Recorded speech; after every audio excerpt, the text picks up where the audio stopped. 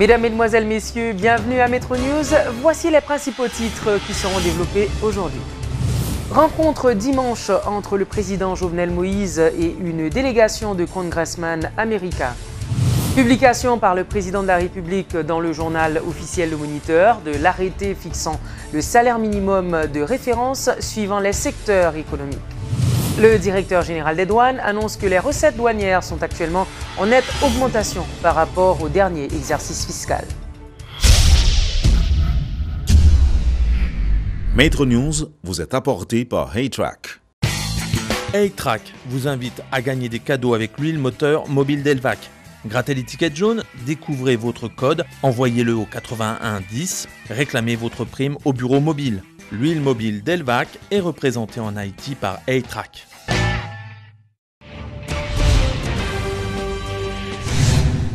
Le chef de l'État haïtien Jovenel Moïse, accompagné du ministre des Affaires étrangères, M. Antonio Rodrigue, s'est entretenu dimanche 30 juillet au Palais national avec une délégation de congressmen américains.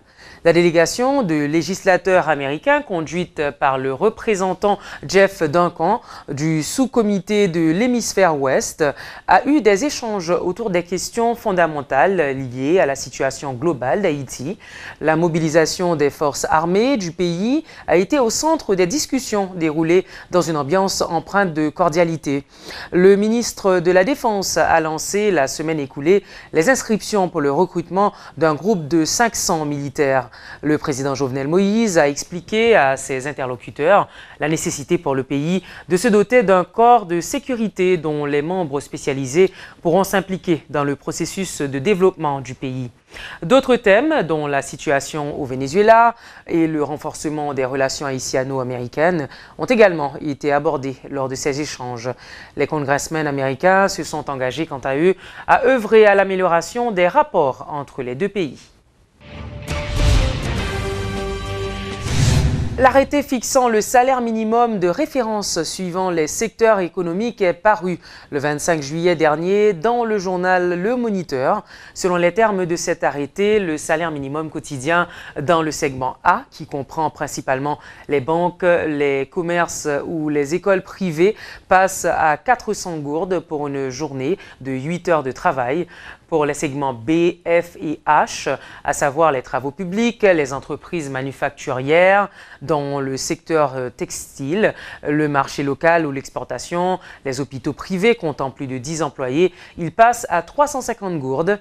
Pour les entreprises de sécurité privée et les employés des entreprises de distribution de produits pétroliers, le salaire minimum journalier passe à 300 gourdes.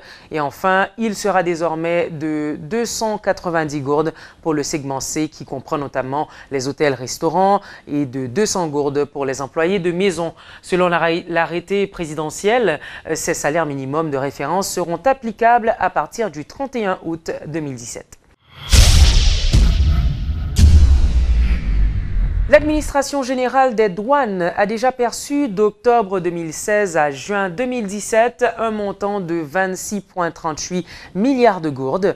L'annonce en a été faite par le directeur général des douanes, Jean-Jorel Janvier, qui exprimait sa satisfaction. Selon le DG, les prévisions totales rectificatives s'élèveront à plus de 32 milliards de gourdes.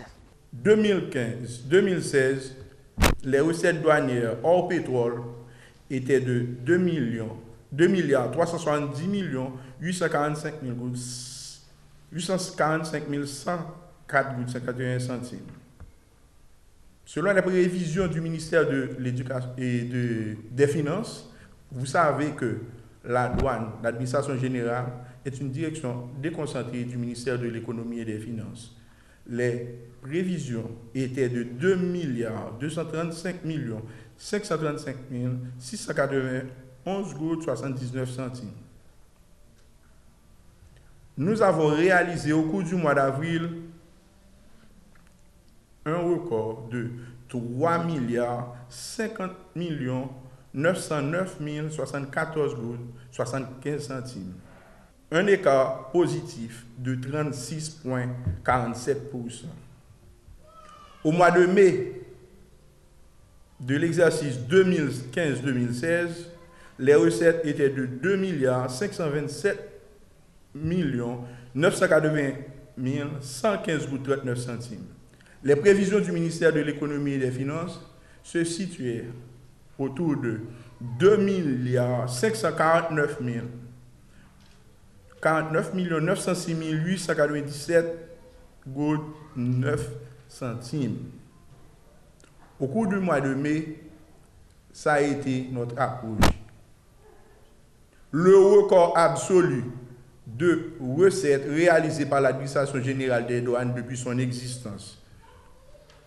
Les bureaux ont pu collecter 3 422 481 656 gouttes 72 centimes, un record absolu et avec un écart positif de 34,48%.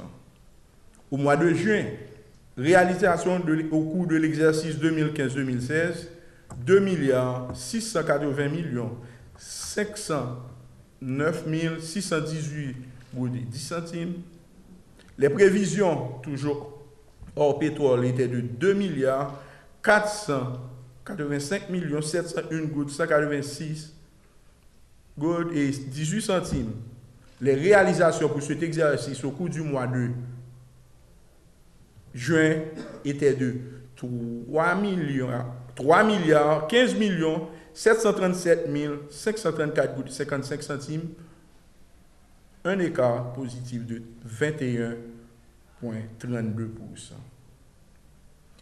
Et je peux vous dire d'ores et déjà que nous avons dépassé les prévisions concernant le mois de juillet de ce même exercice. Vous allez me demander comment le faire. Pour le faire, nous avons appliqué les principes douaniers, augmenter les contrôles, motiver les employés, car sans eux, rien ne serait possible. Plusieurs entités de l'Université d'État d'Haïti sont actuellement fermées, rongées qu'elles sont par des crises interminables. Des étudiants interrogés par Radio et Télé Métropole se montrent très inquiets pour leur avenir. Ils demandent aux responsables de l'UEH de prendre les dispositions nécessaires afin que les cours reprennent dans les plus brefs délais. Les étudiants des facultés d'ethnologie, de médecine, des sciences humaines ou de l'IRA interrogés souhaitent tous que la situation se régularise au sein de ces entités de l'Université d'État. Le fait que 3 des facultés publiques du pays soient dysfonctionnelles ne veut pas dire que tout va bien dans les 16 autres universités publiques. Le manque d'investissement de la part de l'État depuis de nombreuses années est la cause de graves problèmes et même de la dégradation des conditions d'études, comme le déplorent ces étudiants. C'est une situation qui est vraiment embarrassante pour nous étudiants, parce que c'est celle nous l'affecté avec parents nous et professeurs toujours touchés, monde qui a personnel là touché, monde qui responsable toujours touché. Ça nous demande responsable pour une fois, font effort, font dépassement. En pile là-dedans aussi produit université. Sauf que je pense que les responsables eux-mêmes, ils sont irresponsables. Par exemple, ils mettent notre dehors, soit comme WhatsApp là, permettre l'information de venir plus facile. Ils doivent être là au bon sens ou bien au bon monde qui est placé ici pour elles font un message WhatsApp. Par exemple, ils ont fait maintenant. C'était pas WhatsApp en dimanche. Par ailleurs, certains étudiants de l'Université de l'État s'accordent pour dénoncer une certaine négligence du côté des autorités de l'UEH. Mais leurs opinions divergent sur les causes réelles de la crise. Tout ça est fait mouvement politique, il y a un caché. Donc c'est pas des débat quand étudiants veulent faire comme ça. L'organe ensemble de professeurs qui choisit et fait cours n'importe comment, pas un mécanisme d'évaluation professeur. Pas gagner qu'une exigence yo fait avec professeur yo pour yo travail. Donc là où on parler normalement de questions de fermeture en université. Nous restons fermes sous décision nous beaucoup nous besoin cours parce que nous t'en entamé nous t'ai commencé étude là faut que nous fini mais pour l'ouvrir gon c'est des conditions qui pour faire l'ouvrir et une première condition ça c'est que décision arbitraire rectorat te prend faut que décision ça casse. Des étudiants de la faculté de médecine expriment pour leur part leur crainte face à la décision des États-Unis concernant la reconnaissance de leur attestation qui qui pourrait être remise en cause d'ici 2020 si les autorités universitaires ne régularisent pas le système d'apprentissage. Quelle que soit leur faculté d'origine, ils sont unanimes concernant la précarité qui règne au sein de ces institutions et souhaitent leur réforme. La question qui domine parmi les étudiants, combien de temps encore pourra-t-on continuer à utiliser des méthodes archaïques qui n'ont plus cours nulle part? Nous avons des dialogues, et pas jamais je parle avec nous. Bon, monsieur les dirigeants, prend responsabilité. Responsabilité, ça veut dire c'est pas l'électorat vont liste là, il dit comme ça, mais étudiants ça vous mettez dehors et puis vous mettez dehors, c'est pas comme ça. Faut demander pour qui ça tient ça, il faut demander preuve avant. OK? C'est ça nous demander pour un dirigeant qui est responsable. C'est pas un dirigeant qui là comme si c'est tabou l'électorat, c'est tout ça l'électorat dit d'accord. Institution ça, il doit porter un retour sur l'investissement de la société, autrement dit, porter une valeur ajoutée donc dans la société. Donc nous pensons que c'est ensemble de bagages que nous avons besoin dans l'université et puis au moins faire en sorte que l'université a un bénéfice pour la société.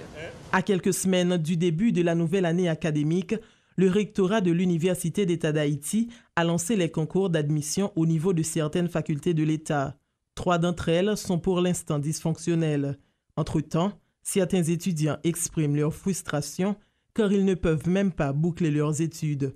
Les dirigeants se cloîtrent dans le mutisme, comme s'ils étaient indifférents. Voilà, mesdames et messieurs, c'est tout pour aujourd'hui. Merci de votre fidélité et à la prochaine sur Metro News.